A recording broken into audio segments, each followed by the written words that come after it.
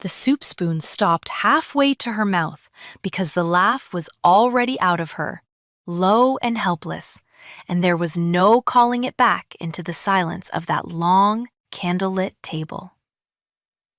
23 people sat between the two ends of it, and not one of them had made a sound in 4 full minutes. She had counted the minutes the way she counted everything, by habit, by the small private arithmetic that kept her steady in rooms where she did not belong. The laugh had come from nothing anyone else could see.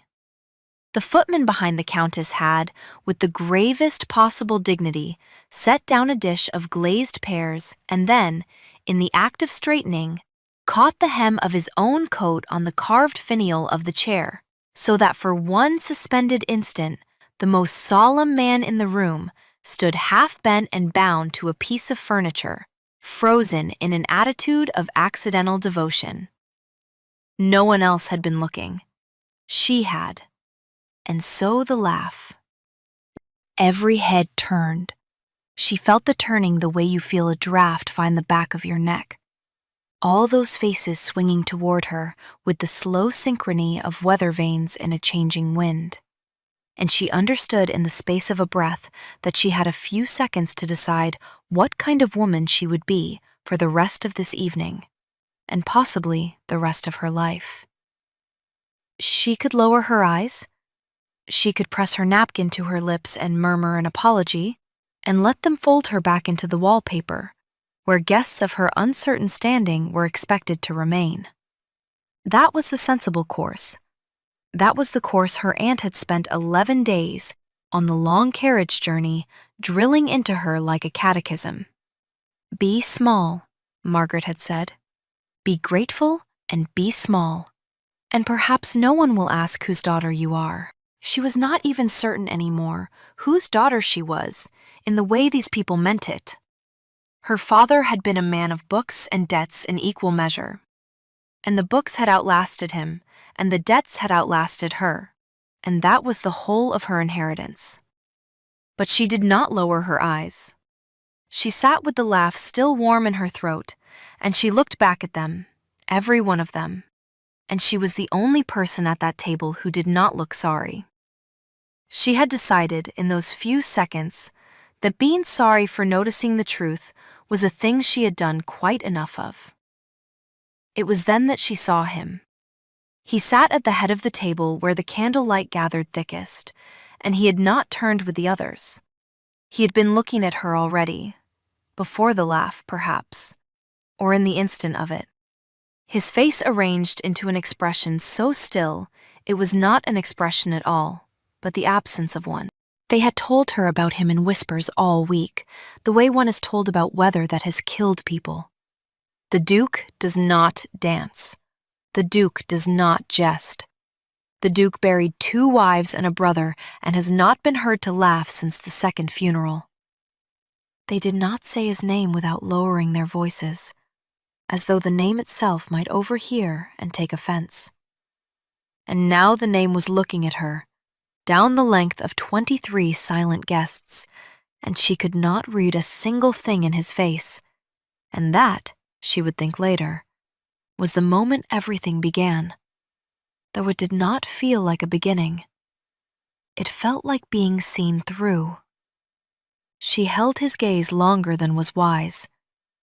She was aware of being unwise even as she did it, aware of her aunt 3 places down going the particular gray of a woman watching her one remaining asset commit ruin over a dish of pears.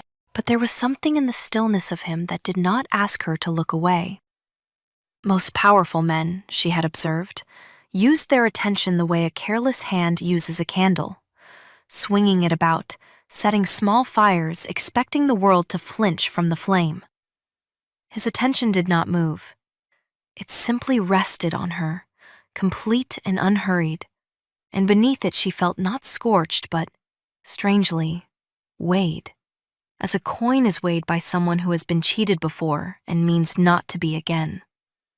Then the moment broke, because such moments always do, broken here by the Countess, who recovered her social footing with the speed of long practice, and observed, into the room at large, that the young ladies of the present generation found amusement in a great many things their grandmothers had found alarming. A small ripple of relieved laughter went round, the safe and joyless laughter of people grateful to be told the awkwardness was over. Margaret seized it and turned it into an apology, leaning toward the Countess, murmuring that her niece had traveled far and was unused to such fine company, that the journey had left her overtired, that it would not happen again.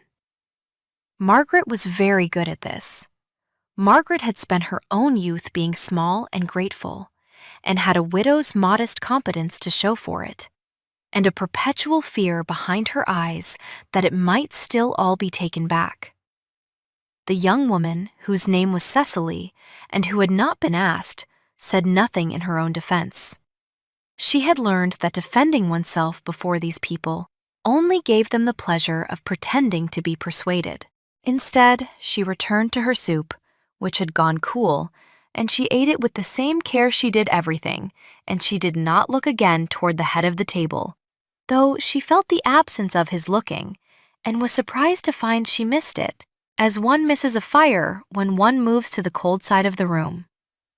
What no one at that table knew, what her aunt had sworn her to conceal on pain of being sent back to the 2 damp rooms they could barely afford, was the matter of the ledgers.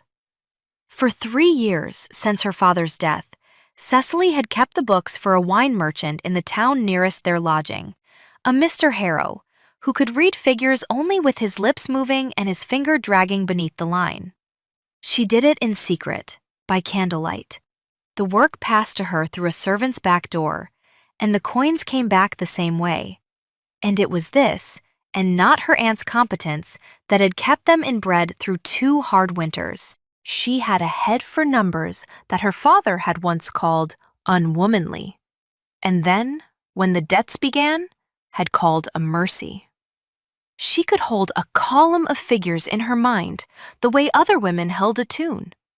She could find the single false entry in a year of honest ones the way a tongue finds the one cracked tooth.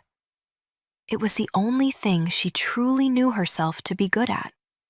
And it was the one thing in all the world she was forbidden to be seen doing. Because a lady did not keep books, and a woman who kept books was not a lady. And a woman who was not a lady had no business at a duke's table pretending to be one. So she sat and was pretended into ladyhood for the length of a dinner, and she ate her cool soup, and across the gulf of the table, the most feared man in 3 counties did not stop for the rest of that long and ceremonious evening, considering the face of the only person present who had not looked sorry. The dinner ended as such dinners end, by exhaustion rather than design. The dishes carried out in a procession, the company rising in their order of precedence, the great room emptying by degrees into smaller rooms, where the men would have their wine and the women their careful conversation. Cecily found herself swept into a parlor hung with portraits of people who had all, by the look of them, died disappointed.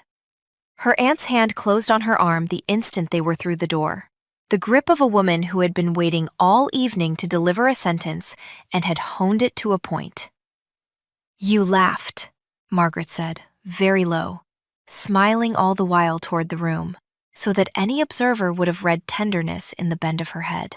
"You laughed at the Duke's own table, at the Duke's own footman, and you held his eye like a tavern girl, and I have spent everything I have. Do you understand me? Everything.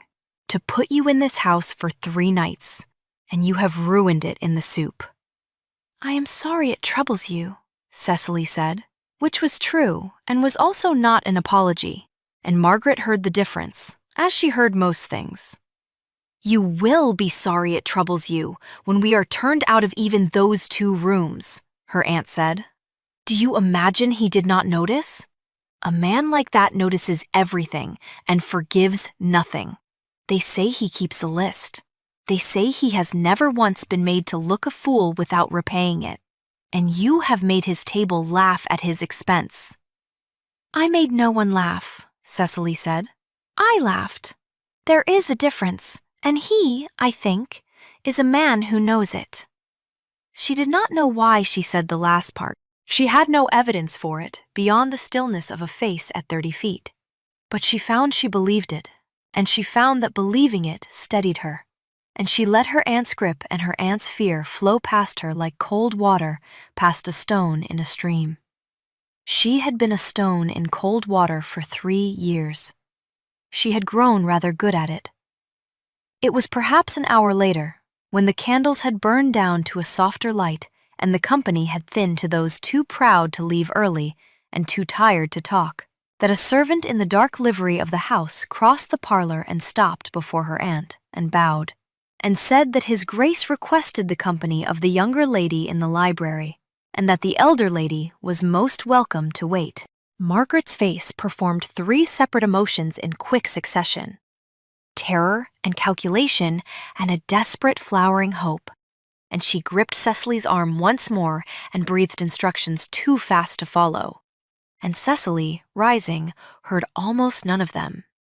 She heard only the word library, and felt, beneath all her steadiness, the first true quickening of the night. Because a man who meant to humiliate a girl did it in a parlor full of witnesses. And a man who summoned her alone to a room full of books meant something else entirely. And she did not know what, and not knowing it, she walked toward it. The library, when the servant opened its door and bowed her through and closed it again behind her, was the warmest room she had entered in that cold and ceremonious house. A fire burned low and steady in a great hearth. Books stood floor to ceiling on 3 walls, more books than she had seen since her father's were sold, and the sight of them caught at something under her ribs that she had thought safely buried. And before the fire, in a chair turned half toward the door as though he had been waiting, and wished her to know he had been waiting, sat the Duke, with a small table beside him, and on the table, open, a ledger. She saw the ledger before she saw his face. She would remember that after. Her eye went to it the way a thirsty creature's goes to water, and she understood, in the cold, clear instant of recognizing it, that she had been brought here for a reason she could not yet name, and that the laugh in the soup had been only the door, and this the room behind the door. "You did not look sorry," he said. It was the first thing he said. His voice was lower than she had imagined and entirely without heat, a voice that stated things rather than performed them. "I have watched a great many people be sorry at that table. You were the first in some years who was not." "There was nothing to be sorry for," she answered. A man caught his coat on a chair. It was funny. I laughed. I would think less of myself if I had pretended I did not see what I saw. "And what did you see?" he said, that no one else at that table appeared to see. She understood the question was not about the footman. She did not yet know what it was about, but she understood it was a test of some kind, and she had taken many tests, alone, by candlelight, with her livelihood hanging on the answer. And she had learned not to flinch at the moment of being weighed. "The truth," she said. "People are very busy not seeing it. It makes them poor company and worse witnesses. I have found it costs less in the end to see things as they are." For a long moment he said nothing. The fire spoke instead, settling in the grate, and somewhere in the house a clock counted off a quarter hour in 9 slow strokes. She found herself counting without meaning to. Then he turned the open ledger, a half turn on the little table, so that the lamplight fell across the columns, and he said, in the same flat, unhurried voice, "Then perhaps you will tell me what you see here, because I have had 4 clever men look at these pages and swear to me they were honest, and I do not believe them, and I cannot prove why." She crossed the room. She knew she should not. She knew a lady did not bend over a strange man's accounts in a firelit room at night, that her aunt's whole campaign and their 2 damp rooms and the bread of next winter all stood between her and that ledger. And she crossed the room anyway. Because the pull of an honest column toward an honest reading was older in her than fear. And because some reckless and long-starved part of her had decided that if she was to be ruined for laughing, she might as well be ruined for the truth entire. She bent over the page. She did not touch it. She read the way she had taught herself to read, not the numbers first, but the shape of them, the rhythm, the places where an honest hand grows tired and an honest sum grows ragged. And she found, almost at once, the thing that was wrong because it was too smooth. Honest accounts breathe. These did not breathe. These had been written to be looked at, not to be true. This entry, she said, and here, and here. She moved her finger above the page without touching it, naming 3 lines. They are too round. A working account is full of awkward sums, the pennies and half-pennies of real things bought from real men on real days. These are clean. Someone has built you a house with no dust in it, and a house with no dust, Your Grace, is a house no one has ever lived in. These figures were not kept. They were composed, after the fact, by a man who knew you would only look at the totals and never at the breath between them. She straightened. She had said too much. She always said too much, the moment numbers were before her. It was the one subject on which her famous composure broke, and it had broken now, in the worst possible room, before the worst possible man. And she watched his still face for the verdict and prepared herself to be sorry after all. He did not look at her with anger. He looked at her with something she had no name for, because no one had ever turned it on her before. And it took her a moment to understand it was attention of a wholly different order than the kind she had met across the table. That had been weighing. This was recognition. He looked at her the way she imagined she must look at a false ledger, finding in it at last the thing he had known was there and could not see, and the seeing changing everything that came after. "Sit down," he said. And then, after a pause in which he seemed to weigh even the courtesy, "Please." She sat. The fire warmed one side of her face. He closed the ledger but kept his hand upon it, and he told her, in that flat, unhurried voice that she was beginning to understand spent nothing it did not mean, that the accounts were his stewards, that the man had served the house 30 years, that 3 of those 4 clever men had been the steward's own choosing, and the 4th a friend of the steward's wife, and that for 2 years the Duke had felt the certainty of being robbed, the way one feels a draft in a sealed room, and had been unable to find the gap. He told her that he had not summoned her for the ledger at all. He had summoned her because she had laughed, and because a person who would laugh at the truth in a room that punished it was, in his experience, the rarest creature alive. And he had thought, watching her down the length of his joyless table, that such a person might be the only one in 3 counties he could trust to look at his accounts and tell him a thing he did not wish to hear. "I did not expect," he said, "that you would find it in under a minute." The 4 clever men took a fortnight each. The 4 clever men, she said, were paid by the fortnight. I was paid in being believed. It is a faster currency. And at that, at last, the most feared man in 3 counties did a thing the servants would not have credited had they seen it, a thing his own household had not witnessed in longer than they could reckon. The corner of his mouth moved. It was not a laugh. It was the distant relation of a laugh, the ghost of one, the place where a laugh would stand if the man still kept them.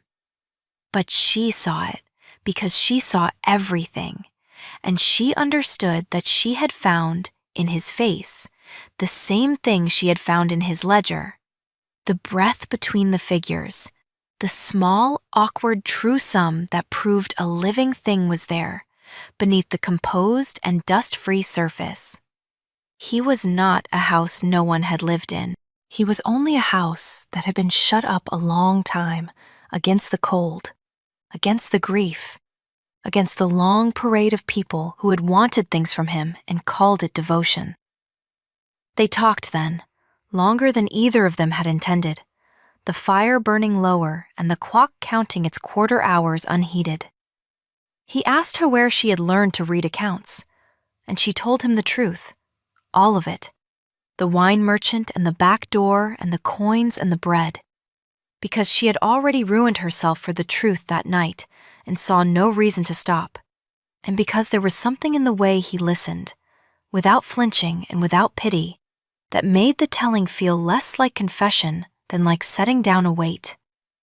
He did not recoil at the word merchant. He did not recoil at the word secret. He listened the way he had looked at her, completely. And when she had finished, he was quiet for a while. And then he said only that it seemed to him a great waste that a mind which could find in a minute what 4 men missed in a season should be hidden behind a servant's door and spent on another man's wine. "It is not waste," she said. "It is bread." The two are often confused by people who have always had the second. He inclined his head at that, conceding it, and she saw that he was a man who could be corrected, which she had not known was a thing dukes could be, and the discovery rearranged something in her understanding of the world. They had told her he forgave nothing. They had not told her he could yield a point to a poor woman in a firelit room and seem, in the yielding, more himself rather than less. When at last the same dark-liveried servant came to say that the hour was very late and the elder lady grown anxious, the Duke rose and Cecily rose, and for a moment they stood on either side of the little table with the closed ledger between them, like a thing they had agreed upon without naming it. He said that he would have a proposal for her aunt in the morning, an honest one, that need shame no one, regarding the keeping of his accounts, that he had no further use for stewards he could not believe and no intention of being robbed for a 3rd year out of mere regard for a long service that had curdled into theft. He said it plainly, as a matter of business, but his eyes, when he said it, were not the eyes of a man speaking only business, and she, who could find the false entry in a year of honest ones, did not miss the one true sum in all his careful columns. She did not sleep that night. She lay in the narrow guest bed with the fire reflected still behind her eyes and the ledger's clean, false lines still scrolling in her mind. And beneath them, steadier, the memory of a still face learning, against its long habit, to be surprised. Her aunt, when Cecily returned to the parlor, had gone white, and then red, and then had said a great many things very fast, and Cecily had told her only that the Duke wished to speak with her in the morning about a matter of employment. And Margaret had heard the word employment and gone white again, because in her world, a lady did not take employment, and a woman who took employment confessed thereby to not being a lady, and the whole fragile fiction of their 3 nights would collapse the instant it was spoken aloud in that house. But it was already too late for the fiction, and Cecily found she did not mourn it. She had been small and grateful for 3 years, and it had bought her 2 damp rooms and a perpetual fear. She was curious, lying awake, what the truth might buy instead. The morning's interview she was not permitted to attend. It was conducted between the Duke and her aunt alone, in the same library, and it lasted the better part of an hour, and Cecily spent that hour walking the cold gravel paths of the garden, with her hands folded and her heart performing arithmetic it had no business attempting. When Margaret emerged, she was a woman transformed, and Cecily, reading her face the way she read everything, could not at first parse the figures of it, for there was triumph in it and fear in it, and beneath both a kind of grief that puzzled her until, walking back toward the carriage, her aunt told her in a rush of low, fierce words what had been agreed. The Duke would retain her, Cecily, to set his accounts in order and to keep them after. She would be lodged in the house, properly, with a maid and a room of her own, and a wage that made the wine merchant's coins look like the small change they were. And Margaret would be settled too, given a cottage on the estate and a modest pension so that her long campaign of smallness might at last be laid down. It was everything Margaret had crossed the country to win, and she had won it, and the winning had broken something in her, because she had meant to win it the old way, by marriage and silence and the careful hiding of all that Cecily was. And instead it had been won by the one thing she had spent 11 days in a carriage forbidding: the truth, laughed aloud at the wrong moment before the wrong man, who had turned out to be the right one. "You will be talked of," Margaret said, and there was no triumph in it now, only the old fear worn down to something almost like love. "A woman who keeps a duke's books and lodges in his house. They will say things, Cecily. They will say the worst things." "Let them," Cecily said. "They will say I see what others do not. They will not be wrong." And so she did not go home to the 2 damp rooms. She stayed. The household, which had heard everything, watched her with the wary fascination one gives to a creature whose category is uncertain, neither guest, nor servant, nor mistress. A woman who sat in the library by day with the ledgers spread before her, and rose, sometimes, to find the Duke standing in the doorway, having come in quietly to watch her work as one watches whether one has learned to trust. The steward of 30 years was dismissed within the fortnight, and not gently. She found, in the end, 11 false entries spread across 2 years, a slow, patient theft dressed in the costume of devotion, and she laid them before the Duke one gray afternoon, line by line, the breath between the figures made visible at last. The Duke read them through twice, and then sat for a long while with his hand over his mouth. Not in distress at the money, she understood, but at the 30 years, at the long, warm lie of a service he had believed in, and she did the only thing she knew how to do, which was to stay in the room with him while it settled, and to let the silence hold, and not to fill it. The winter came, and the house that had been shut up against the cold a long time began, by small degrees, to open. It was not sudden, and it was not declared. That was not the manner of either of them. It happened in the way a fire is built, one piece at a time, with patience, with attention, with the willingness to wait for the catch. He took to bringing her books from the shelves she eyed, leaving them by her ledgers without comment, and she took to leaving in their margins small, dry observations he would find later, and, finding, keep. They argued about figures, and discovered they argued well, neither giving ground that truth did not require.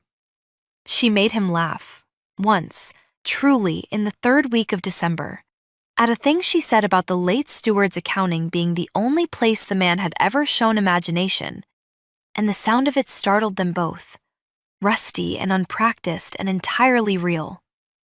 And afterward, they sat in a different kind of silence, the kind that is not absence, but presence, the kind that does not need filling, because nothing in it is missing. She thought, sometimes, of the soup, of the spoon halfway to her mouth, and the laugh already out of her, and the whole length of the silent table turning, and of how the sensible course had been to lower her eyes, and of how the entire course of her life had hinged on the few seconds in which she had decided not to be sorry. She had spent 3 years being small, and it had bought her fear. She had spent 1 moment being seen, and it had bought her a fire to sit beside, and a mind across from her that met her own, and a man who, having forgotten how to laugh, had remembered it in her company. She did not call it love yet, even to herself, for she was not a woman who composed her accounts before the figures were in. But she kept the column honestly, day by day, and she watched the totals grow, and she found in them, at the bottom of all the careful breathing sums, the one true entry she had been waiting her whole guarded life to find, and it was this: that she had been right not to look sorry, and that being seen, truly seen, by one steady, unflinching pair of eyes, was worth more than all the safe lowered glances in the world.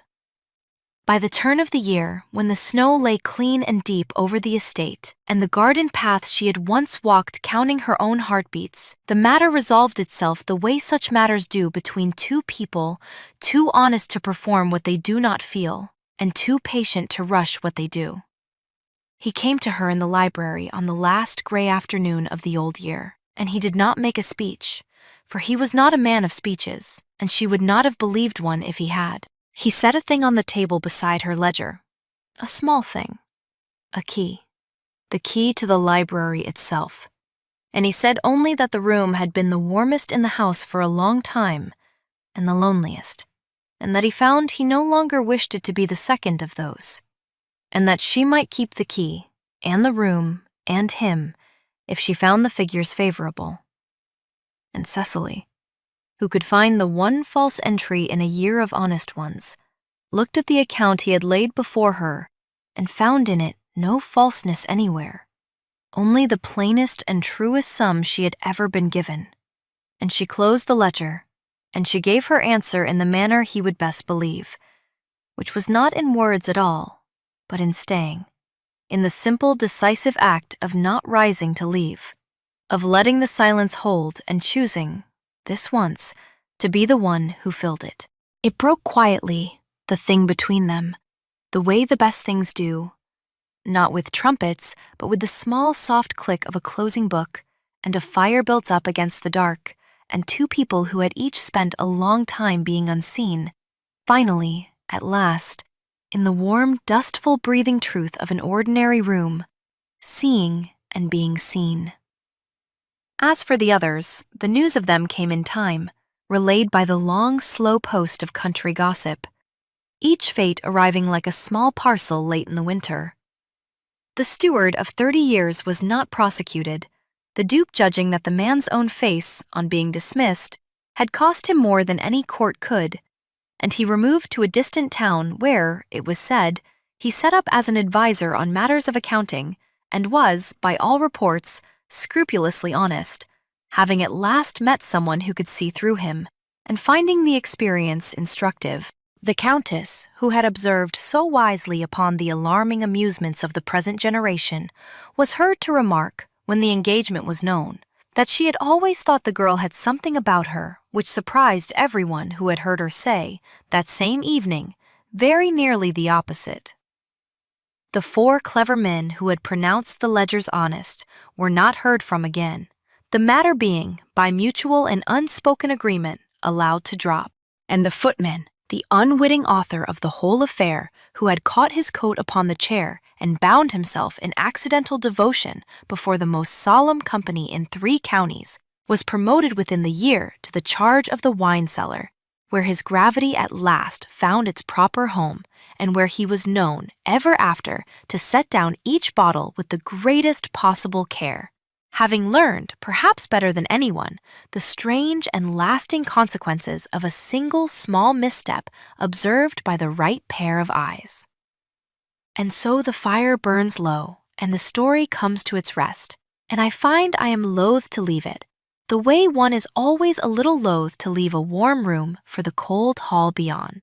If you have ever sat silent in a place that asks you to be smaller than you are, swallowing the laugh, lowering the eyes, being grateful and being quiet and being unseen, then you know the weight Cecily carried to that table. And you know, too, the strange terror and the stranger freedom of the moment she set it down. We spend so much of our lives being sorry for the things we notice, apologizing for seeing clearly in rooms that would rather we did not. But sometimes, the laugh that escapes at the wrong moment is the truest thing we will ever say. And sometimes, the one person who matters is the one who does not turn away when we refuse to be sorry. Tell me, before the embers go dark, which moment stayed with you? The spoon halfway to her mouth, or the closed ledger and the key set down beside it? Tell me which line you carried with you out of the firelight. And if this story warmed you, even a little, Draw your chair a touch closer and stay a while longer, for there is always another tale waiting in the coals, another quiet life about to be seen at last, and I would be glad of your company by the fire when I tell it. Rest easy now, and sleep gentle, and I will keep the fire burning until you come again.